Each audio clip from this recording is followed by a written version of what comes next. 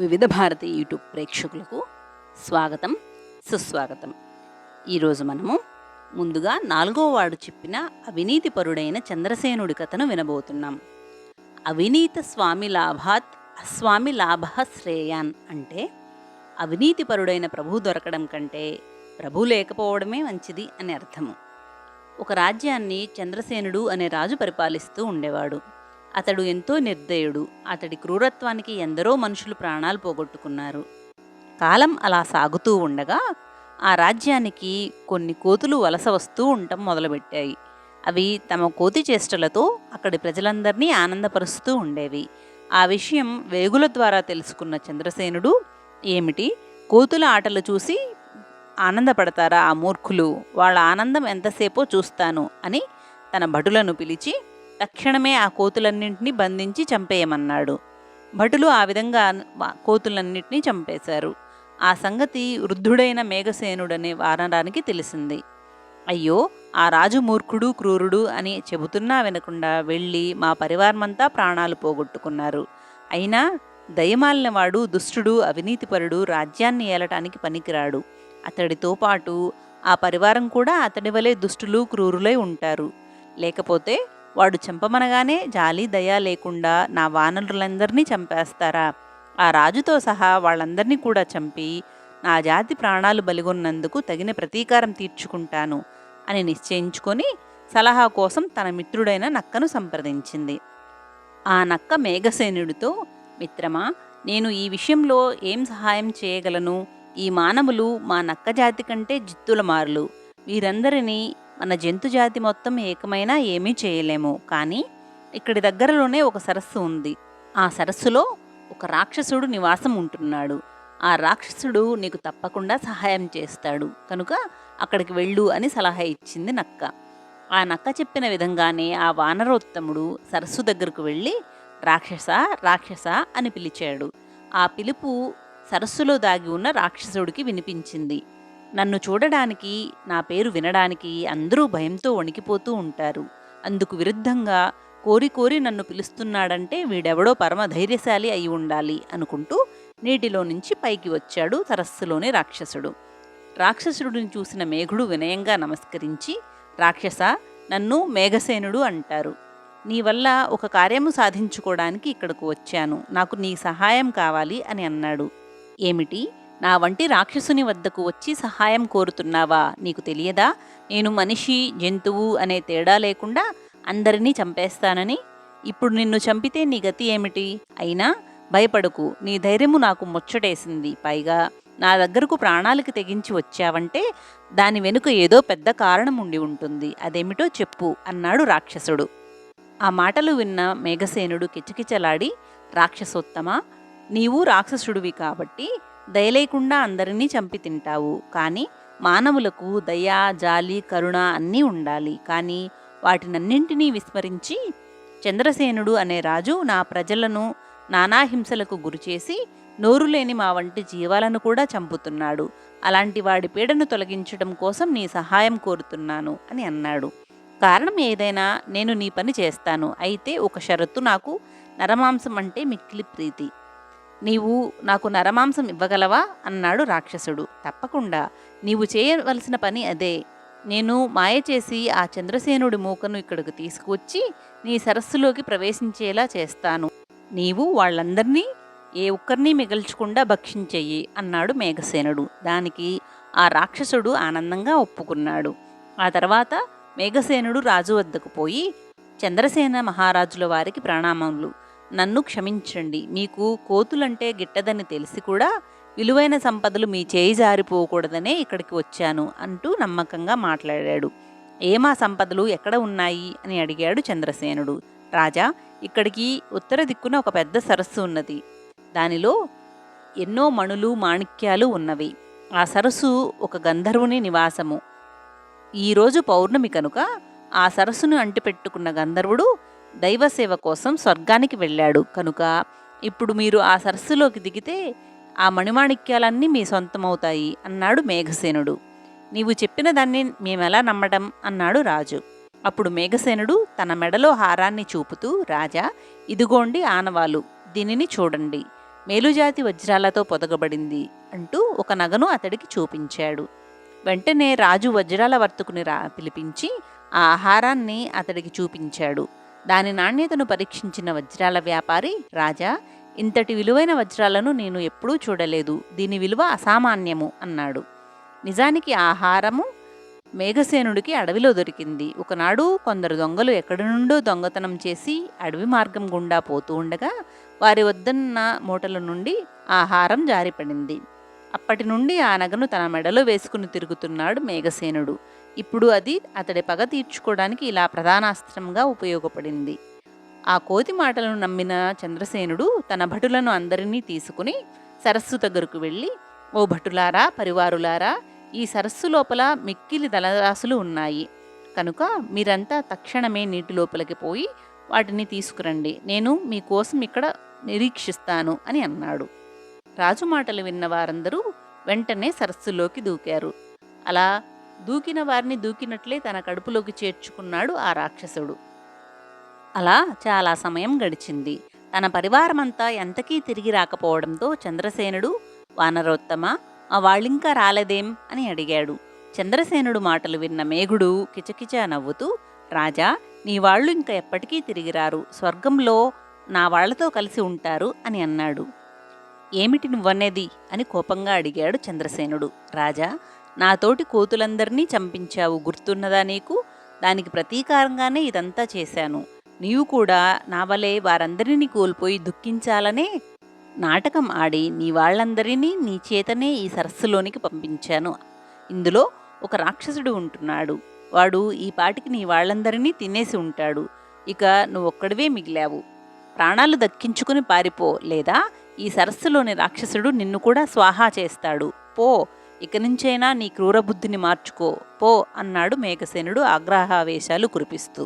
అంతటా చంద్రసేనుడు దుఃఖితుడై అక్కడి నుండి వెళ్ళిపోయాడు. ఆ తర్వాత కొద్దిసేపటికి రాక్షసుడు సరస్సు నుంచి బయటకు రాగా మేఘసేనుడు ఆ రాక్షసుని సహాయానికి కృతజ్ఞతలు చెప్పుకుని వెళ్ళిపోయాడు అని కథను ముగించాడు నాలుగోవాడు. ఆ కథ విన్న మూడోవాడు, మిత్రుడా, ఇక నేను వెళ్ళడానికి అనుమతించు, లేదా నాకు కూడా నీ వల్లనే అపాయం కలుగుతుందేమో అన్నాడు. నాలుగోవాడు బాధతో, మిత్రుడా, నన్ను కష్టములో వదిలి వెళ్ళుట నీకు న్యాయమా అని అడిగాడు. మిత్రమా, నీకు కలిగిన కష్టాన్ని నేను తీర్చగలిగేవాడను కాను. నీ ముఖం మరి కొద్దిసేపటికి వికారంగా తయారవుతుంది. నీ వికారత్వమును నేను చూడలేను. ఒక కోతి వికారాన్ని చూడలేక వెళ్ళిపోయిన రాక్షసుడిలాగా నిన్ను విడిచి వెళ్ళిపోవాలని అనుకుంటున్నాను అని అన్నాడు. ఎవరా రాక్షసుడు, ఏమా కథ అని అడిగాడు నాలుగోవాడు. మూడవవాడు చెప్పిన ఆపదలో ఇరుక్కున్న కోతి కథను మనం ఇప్పుడు వినబోతున్నాం. రూపానువర్తి గుణః అంటే రూపాన్ని అనుసరించి గుణం ఉంటుంది అని అర్థం. ఒక రాజ్యంలో ఒక రాక్షసుడు ఉండేవాడు. ఆ రాక్షసుడు ఎవరిని పడితే వారిని పట్టి ఆవహిస్తూ వారిని హింసిస్తూ ఆనందపడుతూ ఉండేవాడు. ఆ రాక్షసుడి బాధ నుండి బయటపడిన ఆ రాజ్య పౌరులు తమ చేతులకు తాయెత్తులు కట్టుకుని వాడి బాధ నుండి తప్పించుకుంటూ ఉండేవాళ్ళు. అయితే వాడు తాయెత్తులున్న మనుషులను ఆవహించలేక వారి ఆవులు, గేదెలు, గుర్రాలలోకి ప్రవేశించి వాటిని హింసించి భక్షిస్తూ ఉండేవాడు. ఒకరోజు ఆ దేశపు రాజు తన మంత్రిని పిలిచి, మహామంత్రి, ఈ రాక్షసుడు ప్రజల కంటిపై కునుకు లేకుండా చేశాడు. వీడిని ఎలాగైనా ఉపాయంతో వదిలించాలి అని అన్నాడు. ఆ సమయంలో అక్కడికి వచ్చిన ఆ రాక్షసునికి వారి మాటలు మరోలా వినిపించి, అయితే ఈ అంతఃపురంలో నేను కాక ఇంకొక రాక్షసుడు కూడా ఉన్నాడన్నమాట. భలే భలే, అదను చూసుకొని వాడితో నేస్తం కట్టి వాళ్ళందరినీ ఒక ఆట ఆడిస్తాను అనుకుని రాజుగారి గుర్రపుశాలలోకి వెళ్ళి ఒక గుర్రాన్ని పూని ఉన్నాడు. ఆ రోజు రాత్రి ఒక దొంగ రాజుగారి ధనాగారాన్ని దోచుకోవడానికి వచ్చాడు. వాడు ఒంటికి నల్లరంగు పూసుకుని బాగా బలిసి ఉండటం చేత అచ్చం రాక్షసుడిలానే ఉన్నాడు. వాడి రాకను గమనించిన భటులు వాడిని పట్టుకోవడానికి వెంటపడ్డారు. ఆ దొంగ వారి బారి నుండి తప్పించుకుంటూ గుర్రపుశాల వద్దకు వచ్చి రాక్షసుడు ఆవహించిన గుర్రం ఎక్కాడు. వాడు ఆ గుర్రం ఎక్కగానే దానిని పూని ఉన్న రాక్షసుడు, అయితే వీడు రాక్షసుడు అనుకుంటా అని అక్కడ నుండి దూరంగా ఉన్న అడవిలోకి తీసుకుపోతాను అని దౌడు తీయసాగాడు. గుర్రం వేగానికి ఆ దొంగ బెదిరిపోయి, బాబోయ్, ఈ మాయదారి గుర్రం నా ప్రాణాలు తీసేటట్టుంది, బడుల నుంచి తప్పించుకున్న నా ప్రాణం ఈ జంతువు చేతిలో పోయేటట్లుంది అనుకుంటూ ఏదైనా ఆసరా దొరుకుతుందేమోని అటు ఇటు చూడసాగాడు. ఆ దొంగకి ఊరి చివర్లో ఉన్న మర్రి చెట్టు కనబడింది. గుర్రం ఆ చెట్టు కిందకు రాగానే దొంగ ఆ మర్రి ఓడలను పట్టుకుని చెట్టు మీదకు ఎక్కేశాడు. చేతికి దొరికిన మిత్రుడు చేజారిపోయాడే అనుకుంటూ, అయ్యో మిత్రమా, నేను కూడా నీవలనే రాక్షసుడిని, కావాలంటే చూడు అంటూ ఆ రాక్షసుడు అసలు రూపాన్ని ధరించాడు. అది చూసిన దొంగకు ఎక్కడలేని భయం పట్టుకుంది. అంతలో ఆ చెట్టు మీద ఉన్న ఒక కోతి ఆ రాక్షసుడి అజ్ఞానానికి నవ్వుకుని, ఓయి రాక్షస, నీవింత మూర్ఖుడివి ఏమయ్యా, వీడు నీలాంటి రాక్షసుడు కాదు, మనిషి అన్నది. ఆ కోతి మాటలకు దొంగకు ఎక్కడలేని కోపం వచ్చి దాన్ని తోకను పట్టుకుని తన 2 చేతులతో నలపసాగాడు. అప్పుడు దాని ముఖం బాధతో వికృతంగా మారసాగింది. అది చూసిన రాక్షసుడు నవ్వుతూ, ఒసే వానరమా, నీకు తిక్క కుదిరిందా, నన్నే ఎగతాళి చేస్తావా, ఇప్పుడు నీ ప్రాణం కాపాడుకునే మార్గం ఆలోచించుకో, లేకపోతే వాడి చేతుల్లో బాధపడుతూ వికృత మొహంతో అలాగే నలిగిచేస్తావు అని అక్కడ నుండి వెళ్ళిపోయాడు. ఆ కథను చెప్పిన మూడోవాడు, అంతేకాదు మిత్రమా, నీకు సహాయం చేద్దామని నేను ఇక్కడే ఉండిపోతే నేను కూడా 2 ముఖాల పక్షి వలె ప్రమాదంలో చిక్కుకుంటాను అన్నాడు. ఎవరా 2 ముఖాల పక్షి, ఏమా కథ అని అడిగాడు 4వవాడు కుతూహలంగా. 3వవాడు చెప్పిన 2 ముఖాల పక్షి కథను మనం ఇప్పుడు వినబోతున్నాం. పరాయత్తే శూత్కాణాం న కుర్యాత్ అంటే పరాధీనమైన వాటి విషయంలో అత్యంత ఆసక్తి చూపకూడదు అని అర్థము. ఒకానొక అడవిలో 2 ముఖాలు గల అద్భుత పక్షి ఒకటి జీవిస్తూ ఉండేది. దానిని చూసిన పక్షులన్నీ ఇదేదో దేవతా పక్షి అయ్యుంటుంది, అందుకే దీనికి 2 ముఖాలు ఉన్నాయి అని అనుకుంటూ ఉండేవి. ఒకరోజు ఆ పక్షికి అద్భుతమైన హారం ఒకటి దొరికింది. ఆ పక్షి ఆ హారాన్ని మెడలో వేసుకుని చాలా రోజులు ఆనందంగా తిరిగింది. అప్పుడు 2వ ముఖం మొదటి ముఖంతో, నీవు ఆ నగను చాలా రోజులు మెడలో వేసుకున్నావు కదా, కొన్ని రోజులు నాకు కూడా ఇవ్వు, నేను కూడా వేసుకుంటాను అని అంది. కానీ మొదటి ముఖం అందుకు ఒప్పుకోలేదు. ఆ నగ దగదగ మెరుస్తూ ఎంతో అందంగా ఉండేసరికి పక్షులన్నీ ఆ ముఖాన్ని చూసి, అబ్బా ఎంత అందంగా ఉన్నావు, అసలు నీ మెడకు ఏది వేసినా అందంగా ఉంటుందిలే అంటూ పొగడడం మొదలుపెట్టాయి. వాటి పొగడ్తలకు 2వ ముఖానికి ఎక్కడలేని కోపం వచ్చింది. ఈ కోపం కాస్త మొదటి ముఖంపై కక్షగా మారింది. ఇది హారంతో ఇంత అందంగా మెరుస్తూ ఉంటుందా, నాకు ఒక్కసారి కూడా ఇవ్వమంటే ఇవ్వదా, దీని సంగతి ఏదో అవకాశం దొరికినప్పుడు నేను తెలుస్తాను అని అనుకుంది. ఒకనాడు అడవిలో విహరిస్తూ ఉండగా 2వ ముఖానికి మంచి బలమైన అడవి తీగ ఒకటి పువ్వులతో విరగకాసి ఉన్నది తగిలింది. ఆ ముఖం తన వాడి అయిన దంతాలతో ఆ తీగను తెంపి మొదటి ముఖానికి ఇస్తూ ఎగతాళిగా, ఓయి సుందరముఖమా, ఈ పూల తీగను కూడా మెడలో వేసుకో అంటూ దాని మెడలో వేసి బలంగా బిగించసాగింది. అప్పుడు మొదటి ముఖం ఊపిరాడక, నీవు నా మీద కక్షతో నన్ను చంపాలని అనుకుంటున్నావు కదూ, కానీ నీవు నేను ఒకే శరీరానికి చెందిన వారమే, నేను ఊపిరాడక చస్తే నువ్వు కూడా చచ్చిపోతావు అని అంది. అయినా పర్వాలేదు, నీ మీద నా కక్ష తీరుతుంది, అది చాలు అంటూ ఆ 2వ ముఖం మూర్ఖత్వంతో ఆ తీగను దాని మెడకు గట్టిగా బిగించింది. కొద్దిసేపటికి 2 ముఖాలు గల పక్షి ఊపిరాడక మరణించింది. ఆ విధంగా ఆ కథ ముగించిన 3వవాడు, కాబట్టి మిత్రమా, పై కథలో చెప్పినట్లు కొద్దిసేపటిలో నీ ముఖం కూడా వికారంగా మారుతుంది. అంతకుముందే నేను నిన్ను వదిలి వెళ్ళకపోతే ఆ తరువాత మూర్ఖపు పక్షి వలె తెలిసి తెలిసి ప్రాణాలు పోగొట్టుకున్నవాడిని అవుతాను. అందుకే నిన్ను వదిలిపోవాలి అని అనుకుంటున్నాను అన్నాడు. ఆ మాటలకు, నిజమే మిత్రమా, నీవు ఇక్కడి నుండి వెళ్ళిపో, నీవు నా వంటి తెలివిహీనుడవు కావద్దు, కానీ ప్రయాణంలో జాగ్రత్త, ఎవరినో ఒకరిని తోడుగా తీసుకువెళ్ళు, లేకుంటే తేలుచే రక్షింపబడిన బ్రాహ్మణుడి వలె నీవు కూడా ఏదైనా ఆపద వస్తే బయటపడవచ్చు అని అన్నాడు 4వవాడు. ఎవరా బ్రాహ్మణుడు, ఏమా కథ అని అడిగాడు 3వవాడు. 4వవాడు చెప్పిన బ్రాహ్మణుడు తోడు తెచ్చుకున్న తేలు కథను మనం ఇప్పుడు వినబోతున్నాం. అసహాయ పది నగచ్చేత్ అంటే తోడు లేకుండా ప్రయాణాలు చేయకూడదు అని అర్థము. ఒకసారి ఒక వృద్ధ పూజారి పక్క ఊరిలోని దేవాలయంలో పూజలు నిర్వహించడానికి పోవలసి వచ్చింది. వెళ్లే దారిలో కొద్ది దూరం నిర్జన ప్రదేశంలో కూడా నడవవలసి ఉంటుంది. ఆ సంగతి అతడి కుమార్తెకు తెలిసి, నాన్న, నీవు వృద్ధుడివి, పైగా నీ వద్ద పూజకు సంబంధించిన వెండి సామాను కూడా ఉన్నది, ఎవరినైనా వెంట తీసుకుని పోరాదా అన్నది. ఆ పూజారి నవ్వి తన కుమార్తెతో, అమ్మా, అనుకోకుండా తటస్థించిన ప్రయాణం కాబట్టి ఎవరినీ సహాయం రమ్మని అడగడానికి కూడా వీలు కుదరలేదు. అయినా నీవు భయపడకు, నేను జాగ్రత్తగా పోయి వస్తాను అంటూ కుమార్తెకు ధైర్యం చెప్పి ఆ వృద్ధుడు బయలుదేరాడు. మార్గమధ్యంలో అతడికి ఒక తేలు కనిపించింది. తేలును చూసి ఆ పూజారి, కనీసం దుర్మార్గుడైనా ప్రయాణంలో తోడు ఉండాలి అని పెద్దలు చెబుతారు కదా, కనుక దీనిని నా వెంట తీసుకుపోతాను అని ఆ తేలుని తన వద్ద ఉన్న పూజా సామాగ్రి పెట్టెలో భద్రపరిచాడు. పూజారి అలా వెళుతూ మధ్యాహ్నం కాగా ఎండవేడికి ఒక చెట్టు నీడన కూలబడ్డాడు.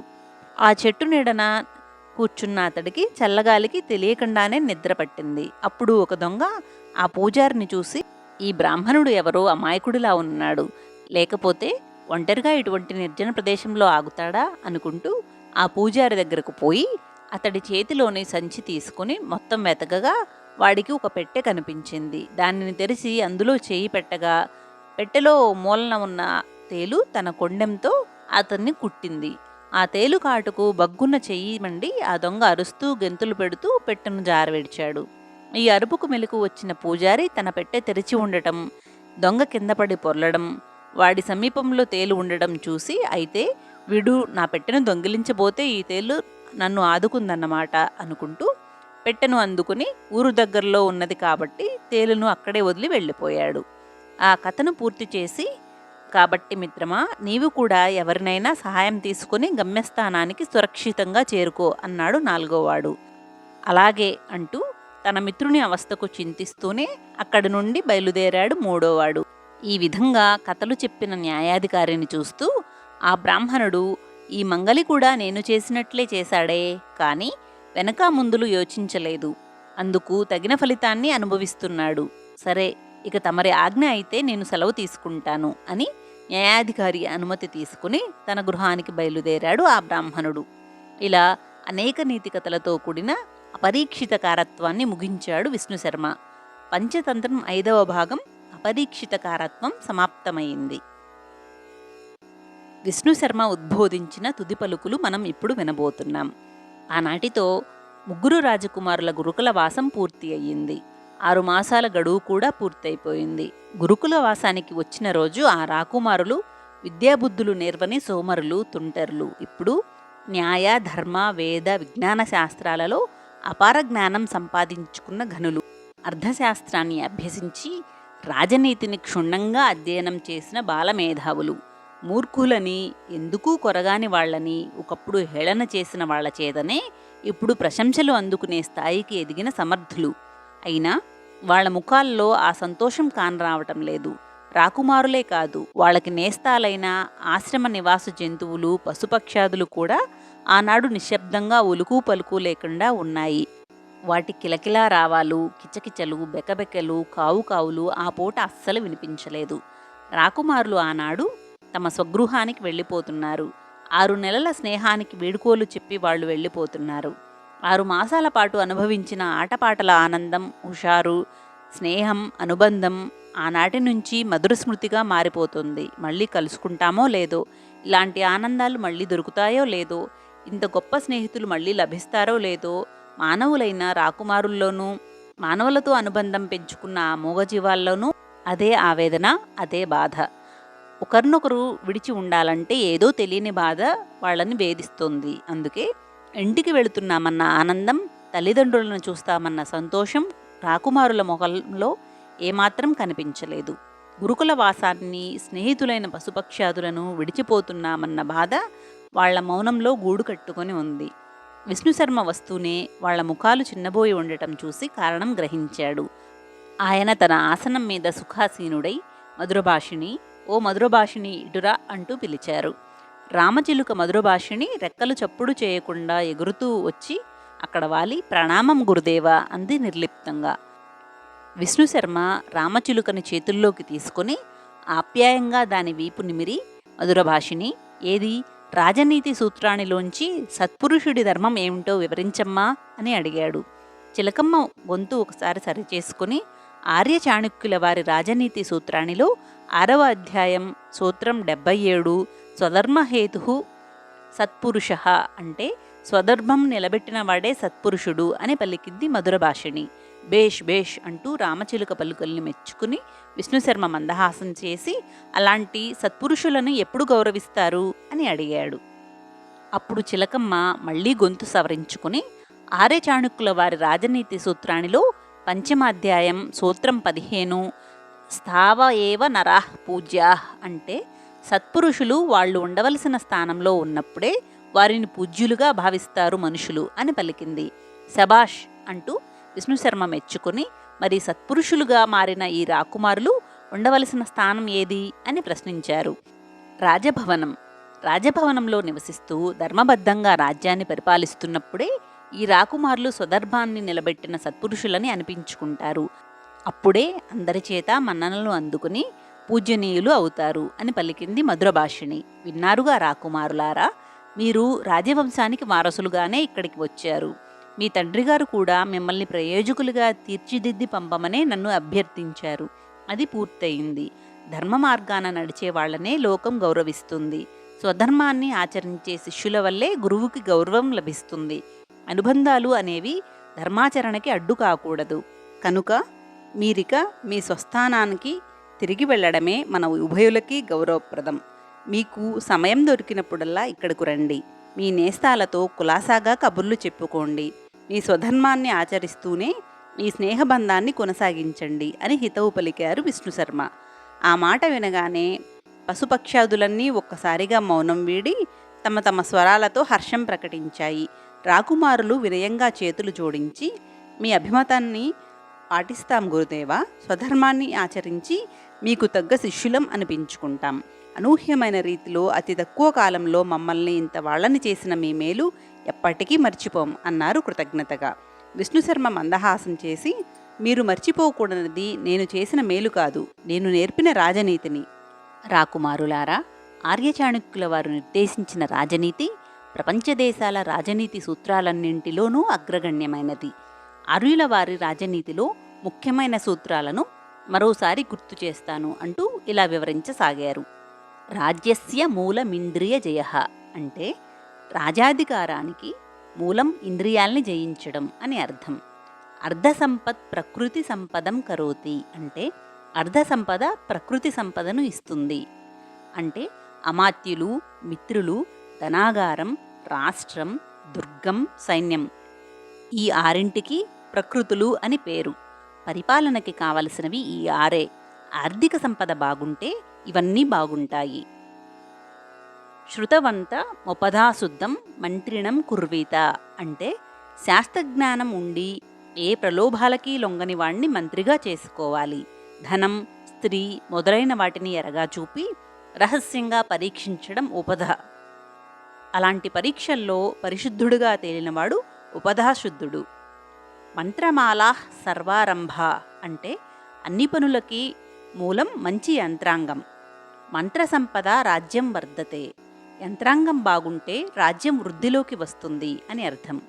తచ్చరాజ్య తంత్రమాయత్తం నీతిశాస్త్రేషు అంటే రాజ్యతంత్రం అంతా నీతిశాస్త్రం మీద ఆధారపడి ఉంటుంది అని అర్థం.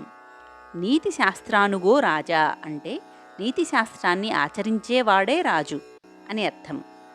అలబ్ధ లాభాది చతుష్టయం రాజ్యంత్రం అంటే లేని దాన్ని సంపాదించడం, సంపాదించిన దాన్ని రక్షించుకోవడం, దాన్ని వృద్ధి చేసుకోవడం, తగిన రీతిలో వినియోగించడం ఈ 4 రాజ్యతంత్రం. విష్ణుశర్మ నీతి సూత్రాలు ప్రబోధించి, రాకుమారులారా, ఈ 4 రాజ్యతంత్రాలను సురక్షితం చేసుకోవడానికి ఉపయోగించాల్సిన 5వ తంత్రమే కౌటిల్యము. ఇదే పంచతంత్రము. ఈ పంచతంత్రంలోని నీతి సూత్రాలని పాటించినవాడే తన ప్రజలని కన్నబిడ్డల్లా పాటించగలడు. ఈ హితోక్తిని జ్ఞాపకం ఉంచుకోండి. మంచి పరిపాలకులుగా పేరు తెచ్చుకోండి. ఇదే నాకు గురుదక్షిణ. వెళ్ళిరండి, శుభం భూయాత్ అని రాకుమారులను ఆశీర్వదించాడు. మధురభాషిని చిలక పలుకులతో వీడ్కోలు చెబుతూ ఉండగా, పశుపక్షాదులు హర్షధ్వానాలు చేస్తుండగా రాకుమారులు విజయహాసాలు చిందిస్తూ తమ రాజధానికి బయలుదేరారు. పంచతంత్రం సంపూర్ణం. సర్వే జనా సుఖినో భవంతు. లోకా సమస్తా సుఖినో భవంతు. ఓం శాంతి శాంతి శాంతి.